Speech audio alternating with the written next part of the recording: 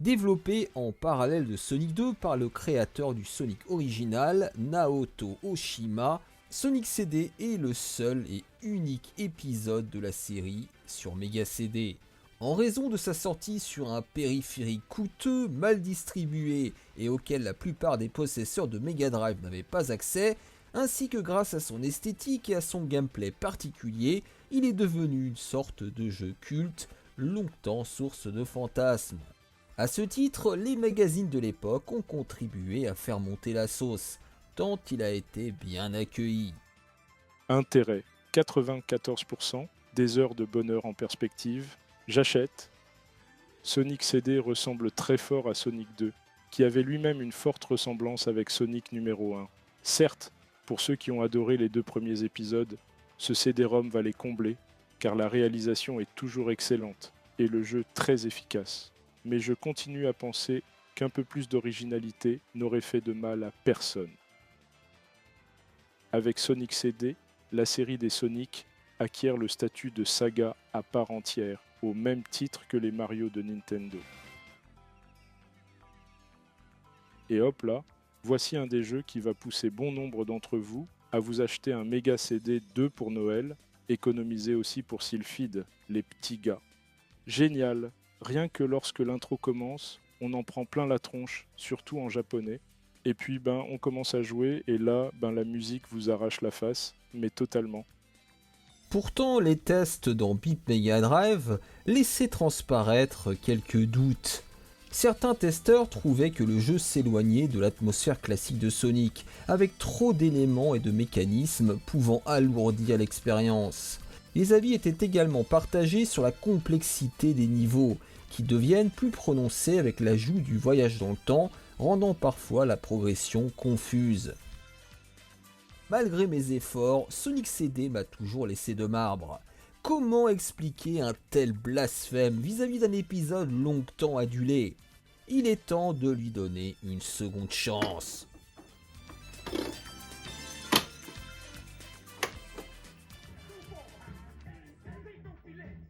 Alors s'il y a bien quelque chose qui a contribué à l'aura de Sonic CD, c'est bien son introduction, réalisée sous la forme d'un dessin animé au découpage extrêmement dynamique et à l'animation d'une rare fluidité pour un jeu vidéo de cette époque. Regardez-moi ça.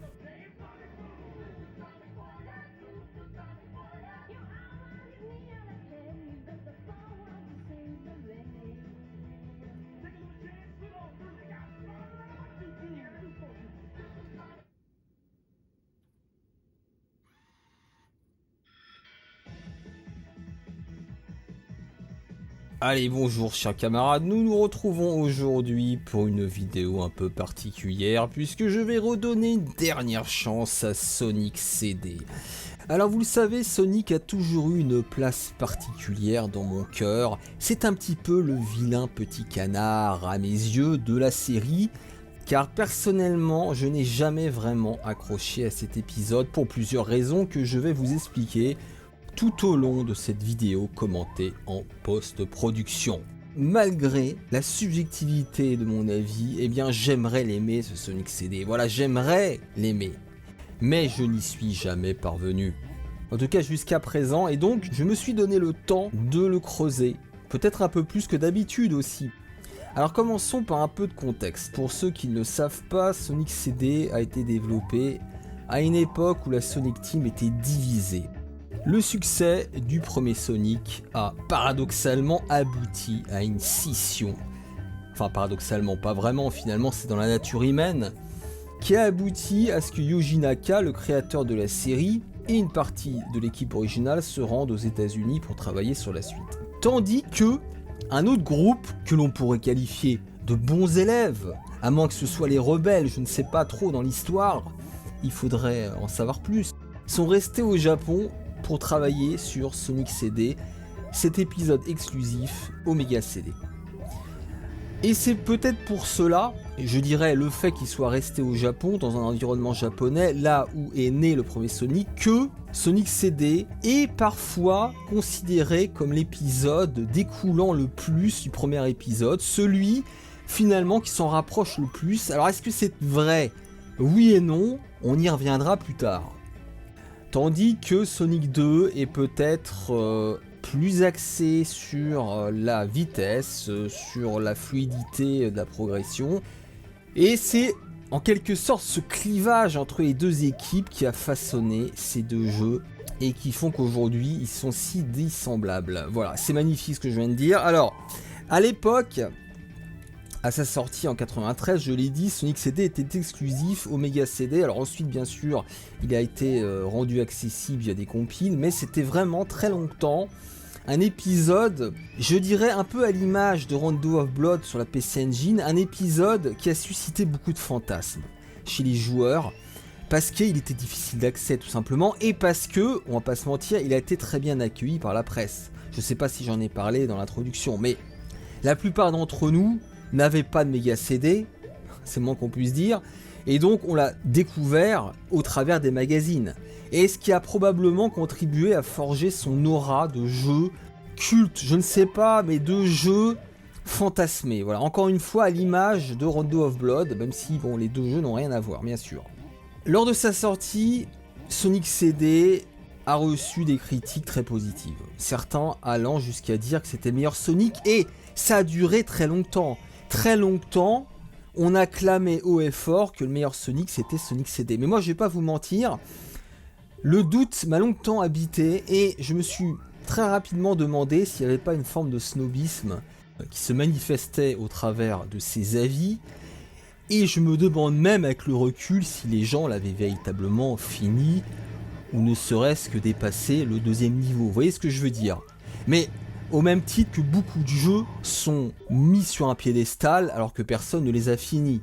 Voilà, on pourrait en citer Alien Soldier, Batman et Robin, enfin bref, Last Blade sur Neo Geo, voilà, vous connaissez les jeux qu'il est bien de placer dans un top, mais que personne n'a fini. Le doute m'habite, peut-être plus que d'habitude. Et bizarrement, le temps passant, de plus en plus de joueurs ont commencé à pointer du doigt ses défauts. Parce que c'est un jeu à première vue qui semble fidèle au Sonic original, j'en ai parlé d'un point de vue graphique, mais en creusant un peu, ce Sonic CD c'est un ovni.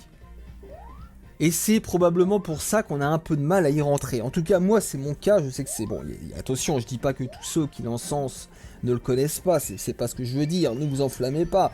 Mais disons que, pour moi, plus que les deux premiers à minima, il demande un petit investissement pour être compris et apprécié à sa juste valeur. Et c'est justement l'objet de cette vidéo, puisque j'ai fait cet effort, peut-être plus que d'habitude. Et bah, à la fin, je vais vous dire si j'ai changé d'avis ou pas. Voilà, c'est ça qui est intéressant. Mais je vous propose de rentrer point par point dans les caractéristiques de ce Sonic CD. Alors en termes de gameplay, en tout cas du point de vue des contrôles, il suit la formule habituelle des jeux Sonic. Donc ça qu'on va progresser à travers des niveaux, ils sont divisés en 3 zones avec un boss à la fin de chaque zone. Bon, ça, rien n'a changé. Le but c'est toujours de collecter des anneaux, vous avez des bonus games, alors qui ont changé, ça on va y revenir. Mais il y a une nouveauté, c'est la mécanique du voyage dans le temps, qui est clairement inspirée de Retour vers le futur. Alors je sais plus quand est sorti Retour vers le futur, je crois que c'est plutôt à la fin des années 80, mais enfin en gros c'était l'époque où c'était à la mode. Cette idée de faire voyager Sonic à travers le futur, sur le papier en tout cas, semble plutôt intéressante. Je sais pas ce que vous en pensez, mais bon, à minima, on pourrait penser que ça offre une certaine variété dans le level design, peut-être une façon de revisiter chacun des niveaux avec des différences. Mais, et c'est là où a pointé ma première déception, c'est dans la pratique, je trouve que ça fonctionne pas toujours très bien. Déjà, pour ceux qui ne le savent pas, pour voyager dans le temps, il faut atteindre une certaine vitesse, complètement à l'image de la DeLorean dans Retour vers le futur. Il faut atteindre une certaine vitesse et surtout après un certain temps, sans être interrompu. Et c'est là où il va y avoir une contradiction avec la manière dont les niveaux sont construits. C'est-à-dire que c'est finalement dans les faits pas évident d'atteindre cette vitesse, à part au début, où limite c'est peut-être l'inverse, on voyage peut-être un petit peu trop, mais à partir du stage 3, où les obstacles sont omniprésents, eh bien c'est compliqué. D'un autre côté, et là je reviens peut-être au deuxième défaut, bien que le système de voyage dans le temps apporte de la profondeur, eh bien il ne remplit pas sa promesse. Je le trouve finalement très superficiel. Certes, d'un point de vue graphique, vous allez avoir des variations entre les niveaux, suivant que vous soyez dans le présent, dans le futur ou dans le passé. Les graphismes vont évoluer, les couleurs vont changer, mais à ma connaissance, mais peut-être que j'ai pas assez joué, je vois pas de changement significatif dans la construction des niveaux. Ou en tout cas, je m'en suis pas rendu compte, et en fait on ne comprend pas l'intérêt de voyager dans le temps. Concrètement, ça sert à quoi ? Si la progression du jeu était conditionnée au fait de voyager dans le temps, ça aurait du sens. S'il fallait récupérer par exemple une émeraude dans le passé, puis dans le futur, puis dans le présent, là on pourrait se dire ok, je suis obligé de voyager dans le temps parce que ça va me permettre d'atteindre le niveau suivant. Là vous n'êtes pas obligé. C'est pas, enfin à ma connaissance encore une fois, on n'est pas obligé de voyager dans le temps. Donc concrètement ça sert à quoi ? Alors la version officielle, je vais vous la donner. En fonction des actions du joueur dans le passé, le futur deviendra bon ou mauvais, toujours à l'instar de Retour vers le futur, avec donc plus ou moins d'ennemis, plus ou moins d'obstacles, plus ou moins de pièges. Voilà, ça c'est la version officielle, mais honnêtement, ça ne se ressent pas du tout, manette en main, enfin dites-moi. Même de ce point de vue-là, ça m'a pas sauté aux yeux, j'ai pas vu de différence significative dans les niveaux lorsque je passais d'une époque à une autre. Donc on ne comprend pas très bien, concrètement, à part l'aspect graphique, qui se résume à des tonalités de couleurs, à quoi servent les voyages dans le temps. Ça me permet de parler d'un autre problème, et peut-être pour moi le plus gros écueil de cet épisode, eh bien, c'est le level design. Le level design, les mecs, c'est un sacré bordel, je trouve. Dans le premier Sonic, on avait déjà cette structure, un petit peu bancale, il est vrai, même si, bon, je serais toujours un défenseur de Sonic 1, mais qui ne permettait pas d'exprimer à sa juste valeur la vitesse de Sonic. C'est-à-dire que Sonic 1, pour moi, c'est un peu une Ferrari que vous conduisez dans un centre-ville. Vous n'avez pas la latitude pour exprimer sa toute-puissance. Il y a énormément de niveaux dans Sonic 1 où finalement vous ne pouvez pas aller vite et vous ne devez pas aller vite. Potentiellement, mais vous ne pouvez pas exprimer ce potentiel. Cette contradiction sera plus ou moins résolue dans Sonic 2. Je dis plus ou moins parce que c'est pas totalement encore parfait. Sonic CD, je suis désolé de le dire, mais c'est Sonic 1 en pire de ce point de vue-là. C'est que là vraiment, et on va essayer d'expliquer pourquoi, la vitesse, à partir je dirais du stage 2, elle sert pas à grand chose. Pour faire simple et en deux mots, je trouve le level design complètement déstructuré, complètement chaotique. Et je trouve que ça a une incidence sur deux plans. Non seulement sur la lisibilité des niveaux, la compréhension des niveaux, mais aussi sur le plan esthétique. On se retrouve trop souvent avec des éléments graphiques qui sont disposés un petit peu n'importe comment. En tout cas, c'est l'impression qu'on a. Des bumpers placés à la suite les uns des autres, des bouts de décor qui semblent pendre sans cohérence avec un bout du décor. Ça fait vraiment désorganisé, ça fait vraiment bordélique. Est-ce qu'il n'y a que moi qui a cette sensation-là ? Sans que ce soit moche, encore une fois, parce que graphiquement le jeu n'est pas moche, mais de temps en temps, on a l'impression d'avoir affaire à un fangame, les mecs. À un fangame. C'est un peu violent, mais bon, c'est vraiment ce que j'ai ressenti. Il y a une autre caractéristique peut-être qui renforce ce côté déstructuré, c'est que c'est un épisode qui met beaucoup en avant la verticalité des niveaux, ce qui pourrait être intéressant sur le papier, mais encore une fois, ça entre en conflit avec la vitesse de Sonic. Ce qui va créer des ruptures dans la progression, mais au même titre que dans le premier, mais en pire. Je trouve aussi que parmi les défauts que je peux mentionner, eh bien, il y a les décors. Graphiquement, encore une fois, le jeu est joli. Il n'y a pas de souci, mais je trouve les décors assez quelconques dans le sens où il manque d'identité. Et c'est ça le gros paradoxe. Parce que malgré leur variété, qui découle du système de voyage dans le temps, les décors se ressemblent tous. Sauf le stage 1 en fait. Mais à partir du stage 2, je trouve que On a du mal, comme ça, spontanément, si vous montrez un bout de décor et vous me demandez de quel stage est tiré ce décor, je serai incapable de vous le dire. Alors, j'y ai pas assez joué, probablement.